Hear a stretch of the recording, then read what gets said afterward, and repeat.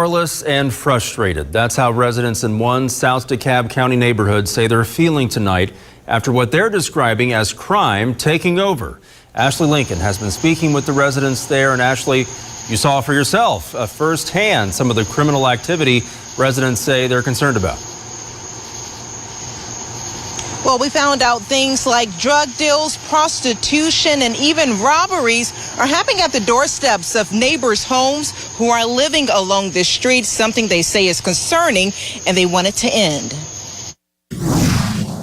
After the pandemic, when things opened back up, so did Glenwood Road, and not for the good, according to residents living along Iris Lane. Prostitution, drugs, homelessness, dumping of garbage. Tanya Walken says she's been living in her home since 2009. We were the first two houses. And hasn't been concerned about her family's safety until now. We don't want to be exposed to what's happening on the street, but we certainly don't want to raise our children in that environment. She says for the last 2 years, she and several residents have complained about various crimes taking place in what used to be a quiet community. I've had crime victims come to my home seeking help. I had a man who was on drugs, literally on drugs, come to my house seeking help. When we arrived to the neighborhood, our camera spotted what residents have described as prostitution pickups and drop-offs. One woman, whose face we've blurred, is seen getting out of a car and walking over to this homeless encampment that's developed right at the entrance of Walken subdivision. It's a blight and it's unnecessary. This isn't the first South DeKalb neighborhood whose voiced concerns about homeless encampments. This neighborhood, 10 minutes away,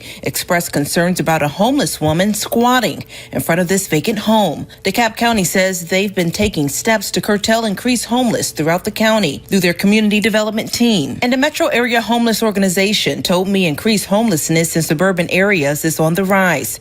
They say removing a homeless individual can be difficult if the person refuses help. In majority of these cases, the homeless are living at an encampment like the one on Iris Lane. Back in that neighborhood, residents say they hope more aggressive enforcement comes soon. There's a lot of things that we hope to change, especially the drugs and the prostitution. And Ashley, did you find out if there are any other organizations that can step in and help? Well, I found there are a number of nonprofits here in the Metro Atlanta area that will go out to these homeless encampments to proactively provide resources to these individuals and help find them alternative housing. Important work. So many people need help. Thank you, Ashley. Well, you just saw a video of a black neighborhood in South DeKalb that's going through transition. As more wealthy upper class people, white folks, move into the city of Atlanta, they don't want to see you homeless Negroes. They don't want to see y'all. So the city of Atlanta is pushing the homeless using the city of Atlanta and the state of Georgia are aggressively pushing homeless people out of the downtown area. They got a lot of pushing to do, y'all. But if you go through there, is in the past 5 years or so, they have aggressively pushed these homeless people and trash out of the city. And one part of town, I was living in Grant Park, they had a highway bridge, you know, the overpass, the bridge, cars drive over, and the homeless people had encamped under the highway bridge in the middle of the highway. So they went in there and put big boulders in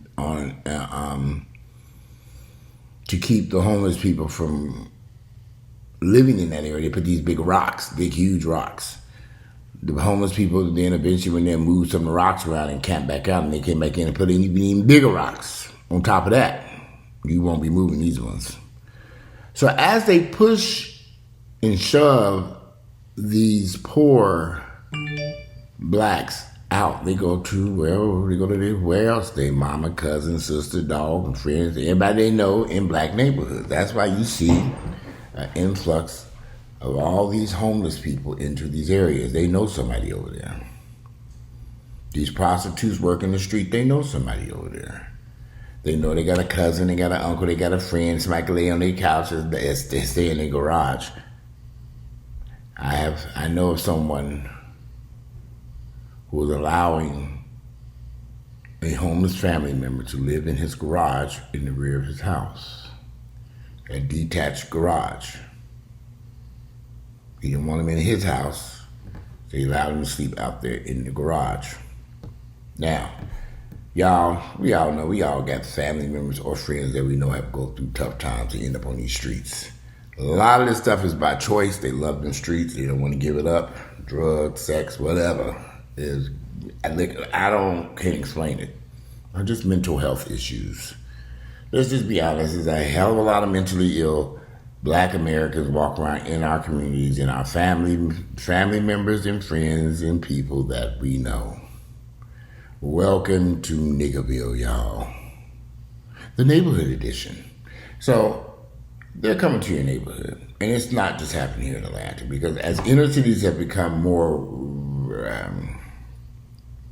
gentrified, in many inner cities, Atlanta, Philadelphia, for example, Chicago. I saw a thing about Cabrini Green. I was surprised. A video I saw on YouTube about Cabrini Green and how it has changed. I look in Atlanta in the old 4th Ward. I saw that with my own 2 eyeballs. And you can still see some hood rat niggas over there next to $1 million townhomes. It's like, okay, when is it? But we know the $1 million townhomes gonna stay, but them hood rat niggas about to get the fuck up out of there. They leaving. They cannot stay. As the cities improve, they are forcing these poor, ignorant, I don't want to use the term ignorant, I'll take that back. They're pushing out these homeless people who don't have a place to live, but they're flooding into upper Black middle class neighborhoods. So that means the neighborhoods are changing because they got an element there. All of a sudden they got an encampment of homeless people there. And they $400,000 yard. It's like, okay, I paid $400,000 for this house. And where these niggas come from? Then they call 911, and 911 say, "Oh, well, John, what you want us to do about it? They ain't in the city no more. We can't deal with that. We got murders we over dealing with. We'll call you back. All you got is some homeless people on your streets. We'll deal with that later." So the police ain't coming. They ain't got time for that shit. Y'all do know all the police departments are short thousands of police all across America. They ain't got time for that shit dealing with some homeless people. How they getting on your... ma'am, are they breaking into your house? No. Okay, well then. You got murders we dealing with. We trying to hunt down all these murderers out here. Black neighborhoods about to go through hell, y'all. I saw this coming. So when I was looking in these black neighborhoods, I said, "Ooh, Lord, they didn't push the homeless folks out here." Me and Earl looked at a house in a black, well-to-do neighborhood that was $700,000. $770 to be exact. Beautiful house. But we noticed something. Ooh, look at all these homeless folks and prostitutes around here. We were driving around in the neighborhood. They were on the main streets and the back alleys. I said, okay, something not right here. When did they move down here? Because they weren't here before. The Earl said, well, they can't stay in the city, so they coming down here. And he had a very valid point. Now, that house was listed for $770,000 or something. So for maybe $8 something. It was beautiful, renovated, gorgeous home. We loved it. But we couldn't take them homeless folks down there. And that trash. Literally, walking distance from the house was a huge... We rounded the corner, all these homeless people in this park. We were like, what in the hell? And when nobody coming to get them out of there. I'm like, why did they allow them to set this shit up? It's a neighborhood park. They were on the fringes of it in the woods. But that house wasn't too far from that. I was like, oh, this is going to be awful over here. Besides the fact in this upper middle class black neighborhood with a $700,000 house with no fucking grocery store for miles. Miles! I'm like, where the fuck we gonna go grocery shopping at? I guess, well, in my mind, I was thinking, I love the house. I was just gonna order stuff through Amazon and grocery store because I really wanted that house. But Earl said, oh, hell no. He said he had to get up in the morning and go to work and drive through this shit. He was like, He said, I gotta drive through this and come now. See, I'd be in the house with the doors locked, laying up watching TV, and you're drinking here. Hiding from the niggas. I'm right outside the door. See, where we live at now, ain't no homeless camp out here. They ain't see no prostitutes, no homeless. They ain't allowing none of that shit to happen over here. And this is DeKalb County, though. But it ain't happening. Every time I drive through here, there's all kinds of police over here, all everywhere. You speed through here if you want to. I be driving slow. Ooh, Lord, look at all these damn cops. Over there, oh, another one. Oh, I'm behind you. You know when they get behind your ass, you say, oh shit. Hope I paid that damn insurance. Oh, that shit ain't lapsed.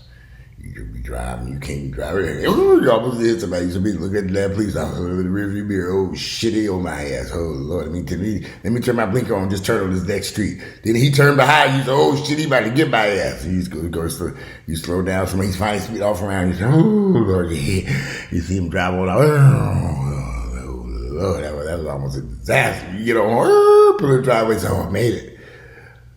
But you know you ain't done nothing wrong, but it's kind of like, what you freaking out about? You ain't did shit, but you just come home from the grocery store. Isn't that crazy how we get paranoid about a police officer being on our ass and all of a sudden you're a nervous wreck. You race home and close the garage door and say, oh, I made it. Lord, it's like the boogeyman. Well, black neighborhoods are about to go through hell, y'all. Because it's about to get worse. I know I'm answering a text message here. I'm sorry. It's about to get worse. Black neighborhoods are about to go through fucking hell. I know I had a little pimple on my nose. I kept messing with it. I need to figure I could need some Ambien or something to kind of get rid of it. Get the mark. And what the hell is his nose? I got acne, goddammit. Niggas do get acne, but y'all thought I'm a superhero over here. I'm fighting acne, you know what I'm saying? I just stood in my driveway for the past hour and a half boxing up all this trash that box job. But every time you order something, they send all these boxes. And so you have to box it up, you have to tear them down, and there was so many boxes out there. The house is done. There's no more workers here. There ain't none coming no time soon. There's a few little things I need to do. I ain't no rest of this shit that you can wait.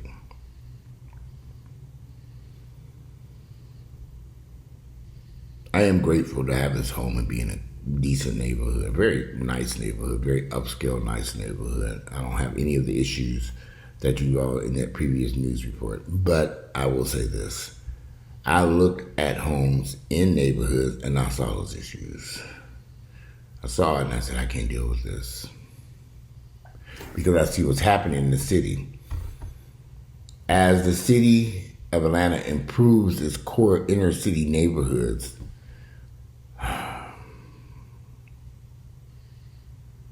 neighborhoods are just gonna get worse, y'all. Black neighborhoods are gonna carry the brunt of this, the homeless people, the prostitutes, the drug dealers. They got to go somewhere. They can't stay in them white neighborhoods. Well, let me say this. They can't stay in them neighborhoods that once were predominantly black. Now they predominantly white neighborhoods. The white people ain't having that shit. We paying all these taxes for this $1 million townhouse we bought that was in the ghetto, but it ain't the ghetto no more. And they down. Okay, we need these niggas gone. You know, I realize them white folks got some money. If you go through the old 440, it has made a transformation. Those of you who know about the old 440 in Atlanta, if you know what I'm talking about, that area has changed dramatically.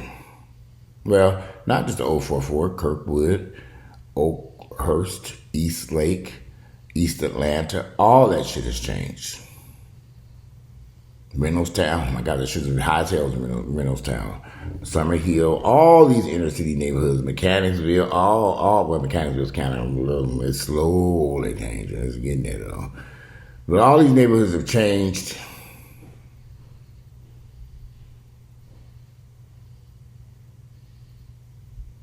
It just makes you wonder, you know, how these neighborhoods gonna move forward. And all these homeless people. Niggaville is about to go through hell.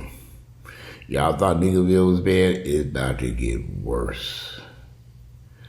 Because, you know, you probably say, well, how bad can Niggaville get? Worse. Even worse. Your car's being stolen in your own damn driveway. I guess say that's happening right now anyway. Getting carjacked while you go to the grocery store. I guess I'll say that's happening right now any damn way, but it's just going to get even intenser and worse. Or worse, is that a word?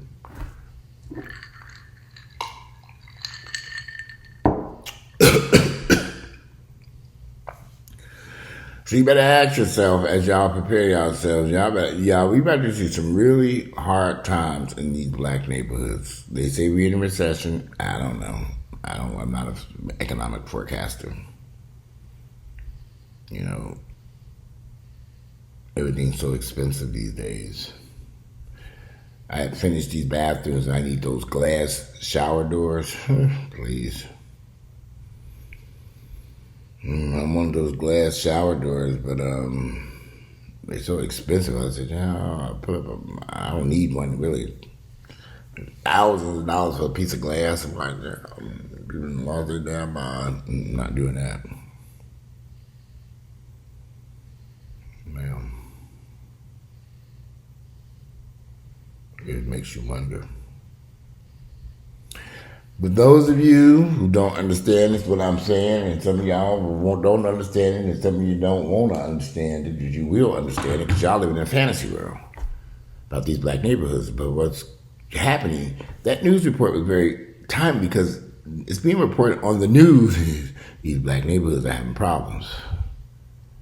This is newsworthy because they are not, these problems are, they're bad problems. People living in nice neighborhoods, such as the people in that news report, those are very nice neighborhoods. Where houses were $200,000 to $400,000 and up. They pay a lot of money for those houses. And you got all these homeless folks out there, and prostitutes, and all these crazy people. I don't know. Maybe I'm the crazy one here. Maybe y'all could tell me. But I've been criticized because I make these comments about some of these black neighborhoods, because these neighborhoods are, some of these neighborhoods are pretty bad. Some of these neighborhoods are just awful. It goes back to the neighborhood. I don't want to say the name of it. That house was $700,000. Gorgeous house, clean street, homeless people everywhere. A lot of renovations were taking place on that street. The crazy part is, to this day, I think some white folks bought that house. I mean, it's a predominantly black neighborhood, well-to-do neighborhood, but I believe I wouldn't have bet $1 million some white people bought that house for what they paid for it. I haven't driven by that and looked to see, I didn't drive by to see who bought the damn house. I don't even remember how to get to that damn house. I sort of remember. I know that neighborhood. I know that's damn all that money for the house here. My house is way cheaper than that damn house. And bigger. That don't mean it's not necessarily a good thing, y'all. Didn't need a house this damn big. I have not had a shower all day because I've been working. I'm about to take one now though. Go my ass to sleep. And then I shaved my beard just a little bit too low. I messed it up. The clipper fell off. Dang, I didn't have it on there too tight. And took off too much now. The beard, the hairs are growing into my face. I'm like, I shouldn't have did that shit trying to be cheap and I go to the barbershop.